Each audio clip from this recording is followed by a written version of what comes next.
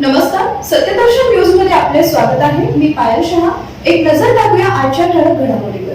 राष्ट्रीय ग्राहक दिन जागरूक, ग्राहक विना झाला संपन्न. राष्ट्रीय ग्राहक दिन हा ग्राहक हक्कांचे संरक्षण व जागरूकतेचा दिवस आहे. प्रशासनाकडून प्रत्येक वर्षी राष्ट्रीय ग्राहक दिन साजरा केला जातो. यामध्ये प्रशासनाचे काही अधिकारी व नेहमीचे चेहरे दिसतात. जागरूक ग्राहक व नागरिकांचा अभाव असतो. अप्पर जिल्हाधिकारी मनीष निराळी यांनी राष्ट्रीय ग्राहक दिन हा हक्कांचं संरक्षण व जागरूकतेचा दिवस आहे.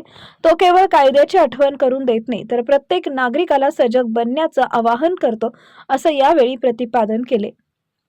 अजूनही जिल्हाधिकारी कार्यालय येथील बहुउद्देशीय सभागृहात आयोजित राष्ट्रीय ग्राहक दिनाच्या कार्यक्रमानिमित्त अध्यक्षस्थानावरून निराळी मार्गदर्शन करत होते.